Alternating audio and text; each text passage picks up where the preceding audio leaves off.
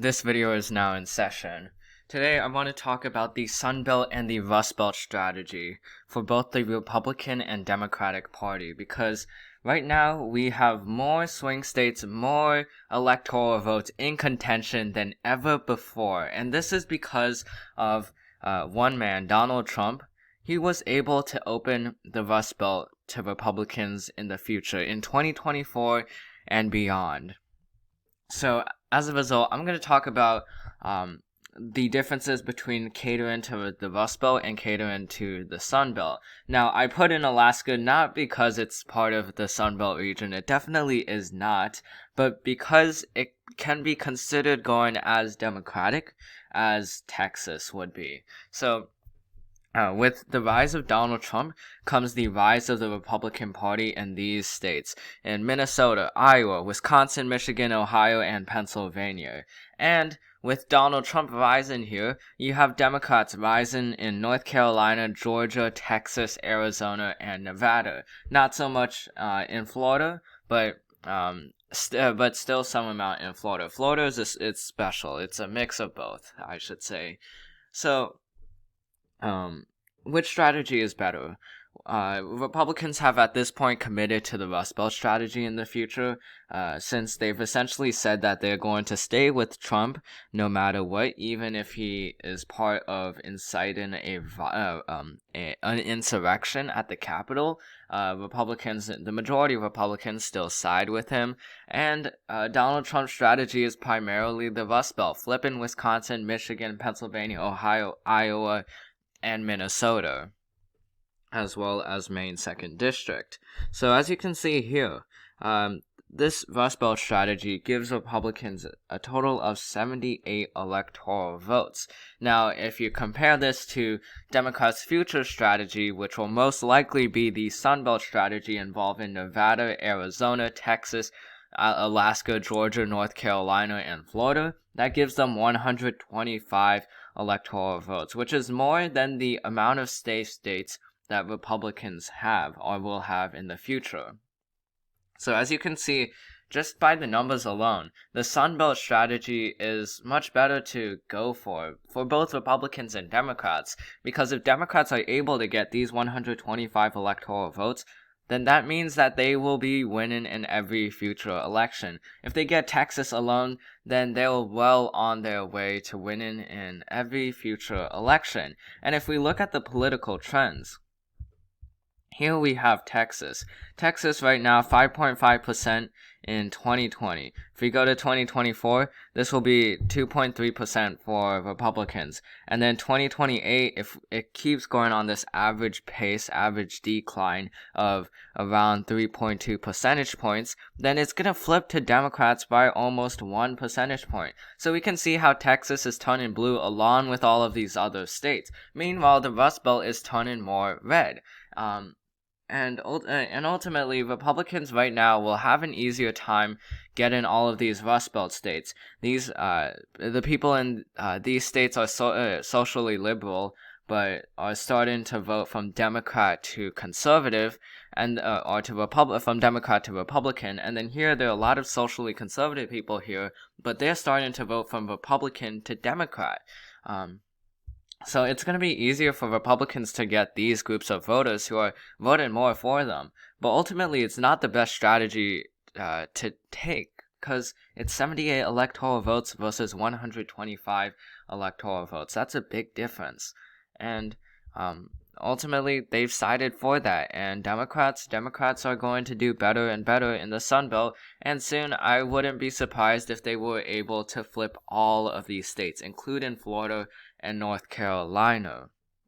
And from there, I wouldn't be surprised if they would to eventually flip South Carolina. It's a pretty Republican state right now, but it's been going down in terms of its margin of wins for Republicans for some time now. So I wouldn't be surprised for South Carolina if it turned Democratic as well. So Democrats are right to take the Sun Belt strategy. In fact, Hillary Clinton was Hillary Clinton, her strategy of going for Arizona and for North Carolina, it was wrong for her campaign. but ultimately it's actually pretty good for Democrats because it opens the route now for Democrats to give the Rust Belt to Republicans and then take the Sun Belt, because the Sun Belt is way more valuable than the Rust Belt. The Rust Belt has been losing electoral votes for several decades now. In this region, New York used to have 45 electoral votes. It used to have more than Texas. Now it has 27. Michigan used to have 30. Now it's 15. Pennsylvania used to have 30 as well. Now it's 19. So it's a dying part of the country. Meanwhile, the Sun Belt is a growing part of the country. Now, if Republicans want to attain the Sun Belt, it's not as easy as them to retain it as like, oh, let's campaign here, because there's more to it. It's pretty much a question of the Latino voter.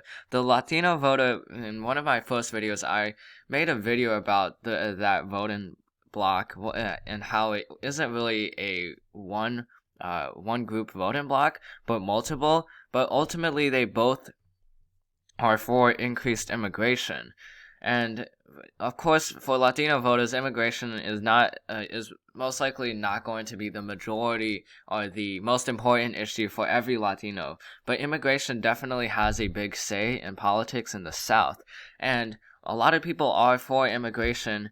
A lot of minorities in the South are for immigration, but the Republican Party has strongly shifted against that. Steve Bannon in 2014, I believe, around 2014, was able to flip the Senate, former House Majority Leader, who was a Republican in Virginia, who was able to primary that person based on immigration and that policy. And because of that, Donald Trump took that storm and then went against immigration, saying that we have to build a wall along the southern border and to deport as many illegal immigrants as possible. But that didn't resonate with the voters in 2016. It didn't at all.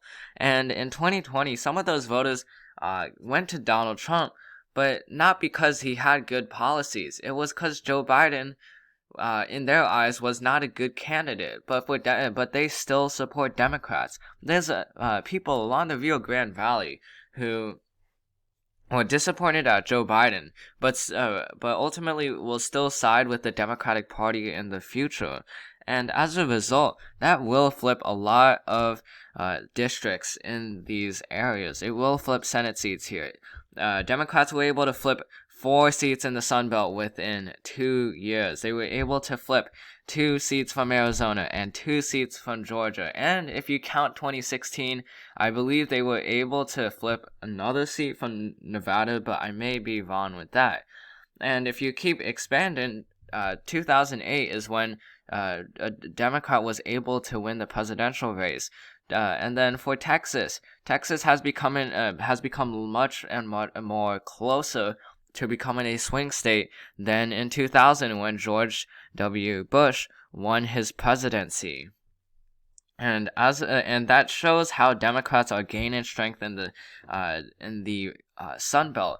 2024 and 2028 are going to be the years where Democrats should capitalize on the Sun Belt, while 2024 and 2028 are the years that Republicans are most likely going to capitalize on the Rust Belt movement to make sure that they continue to move towards Republicans. Now, obviously, if Joe Biden is able to have a quick recovery from COVID and is able to solve a lot of the, short-term issues that have been plaguing America for the past 2 years, then I believe he will become pretty popular among Americans and he'll soar to a re-election.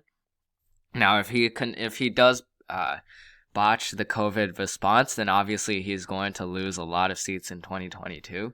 But if not, then I can see him campaigning in Texas in 2024, because if Joe Biden is popular near the end of his presidency as his first year, then he can definitely campaign in Texas and try to flip that state towards Democrats. If you look at the difference between 2012 and 2016, it shifted by 6.8 percentage points, I believe. 6.8, yeah. So pretty much if that 6.8 percentage shift is able to replicate between 2020 and 2024, then that is enough for Joe Biden to win Texas. That's enough for them to win Arizona. And if we look at the Rust Belt, Joe Biden only won the Rust Belt states by less than a percentage point in Wisconsin and just over a percentage point in Pennsylvania and Michigan. So these 3 states are definitely flippable for Republicans in 2024. They just need to capitalize on what Donald Trump was able to do. So that's the end of this video. That's the comparisons between the Rust Belt and the Sun Belt strategy. I hope you enjoyed this video. This video is now adjourned, and I'll see you in the next one.